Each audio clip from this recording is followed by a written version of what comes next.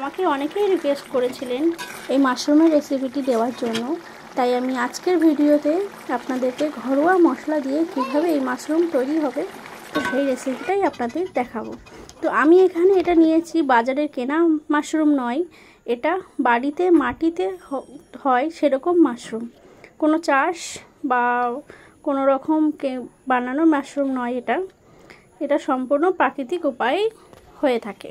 এটা মাটির তলা থেকে ওঠে, এটাকে পাতাল ফোড়ও আমরা বলে থাকি। তো সবার প্রথমে পাতাল ফোড়টিকে আমরা খুব ভালোভাবে ধুয়ে বেছে নিয়ে এবার গরম জলে একটু সেদ্ধ করে নেব। এবার আমি এখানে নিয়ে নিয়েছি গোটা জিরে, কাঁচা লঙ্কা, আদা, রসুন, ডুমো ডুমো করে কাটা আলু, টমেটো কুচি কুচি করে কেটে নেওয়া, আর নিয়েছি চেরা কাঁচা লঙ্কা আর দুটো পেঁয়াজ। এবার আমি মশলাগুলোকে একে একে বেটে নেব। আদা রসুন গুলোকে খুব ভালোভাবে শিলে পেস্ট করে নেব। এবার কড়াইতে দিয়ে দেব তেলটা গরম হয়ে এলে আলুগুলোকে আমি খুব ভালোভাবে ভেজে নেব। আমার আলুগুলো খুব ভালোভাবে ভাজা হয়ে গেছে, এবার আলুগুলোকে নামিয়ে নেব। এবার ফোড়নে দেব গোটা জিরে আর শুকনো লঙ্কা।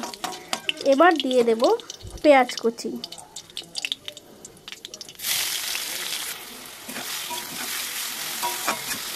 আপনারা বাজারে কেনা মাশরুম তো অনেক খেয়েছেন, কোনো দিন যদি এই মাশরুম বা পাতাল ফোড় পান অবশ্যই খেয়ে দেখবেন, মাছ মাংসকেও হার মানিয়ে দেবে।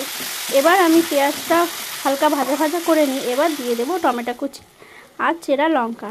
এবার দিয়ে দেব পরিমাণ মতো লবণ, পরিমাণ মতো হলুদ, জিরের গুঁড়ো, ধনের গুঁড়ো, আর দেব লাল লঙ্কার গুঁড়ো। এবার দিয়ে দেব রসুন বাটা, আদা বাটা, আর এটা আমি গরম মশলা বেটেছিলাম ওটাকেও দিয়ে দেব। দিয়ে মশলাটাকে খুব ভালোভাবে কষিয়ে নেব। এই মাশরুম আপনারা সবসময় পাবেন না, এই মাশরুম শুধুমাত্র সিজনালে পাওয়া যায় এবং এটা মাটির ঘরে বা কোনো মাটির জায়গায় হয়ে থাকে। তো মশলাটাকে খুব ভালোভাবে কষিয়ে নেওয়ার পরে এবার এর ভেতরে ভেজে রাখা আলুগুলোকে দিয়ে দেব। আলুগুলোকে হালকা একটু নাড়াচাড়া করে নিয়ে এবার হালকা সামান্য পরিমাণে একটু জল দিয়ে দেব। জলটাকে দিয়ে মশলাটাকে কষতে থাকবো। এবার এখানে দিয়ে দেব পরিমাণ মতো চিনি। চিনিটা কী করবে, মশলাটাকে ব্যালেন্স করবে যাতে খেতেও স্বাদের হয়। এবার আমি এখানে গ্যাসটাকে সিম করে ঢাকা দিয়ে দেব কিছুক্ষণ হওয়ার জন্য। কিছুক্ষণ পরে আবার ফিরে এলাম। মশলাটা আমার অনেকটাই কষে গেছে, নাড়াচাড়া করে দেখব। নমস্কার, আমি শম্পা। আমার আরও একটি রান্নার ভিডিওতে আপনাদেরকে স্বাগত জানাই। আজকের রেসিপিটা কেমন লাগলো, যদি ভালো লাগে অবশ্যই লাইক কমেন্ট শেয়ার করে দেবেন। এবার আমি এর মধ্যে ওই সেদ্ধ করে রাখা মাশরুম বা আমরা যেটাকে পাতাল ফোড় বলি সেটাকে দিয়ে দেব। আরও কিছুক্ষণ দিয়ে এবার রান্না করে নেব। তো দেখতেই পাচ্ছেন মাশরুমগুলো বোঝাই যাচ্ছে খুব ভালোভাবে।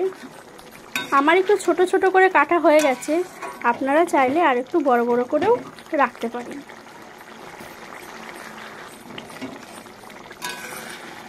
এই রেসিপিটা যদি রান্না হয় আপনারা মাছ মাংসও রেখে দিয়ে এই রেসিপিটা দিয়ে এক থালা ভাত খেয়ে নিতে পারবেন। রুটির সাথেও এটা খেতে খুবই ভালো লাগবে।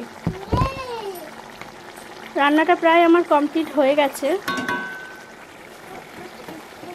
এবার আমি দিয়ে দেবো এর মধ্যে গরম মশলা দিয়ে একটু নাড়াচাড়া করে একটা প্লেটে নামিয়ে নেব। এবার প্লেটে নামিয়ে নিয়ে কাঁচা পাকা লঙ্কা দিয়ে পরিবেশন করলেই তৈরি হয়ে যাবে বাংলা স্টাইলে মাশরুমের রেসিপি। তো রেসিপিটি কেমন লাগলো আবারও বলছি, যদি ভালো লাগে একটা লাইক কমেন্ট শেয়ার করে দেবেন। ধন্যবাদ।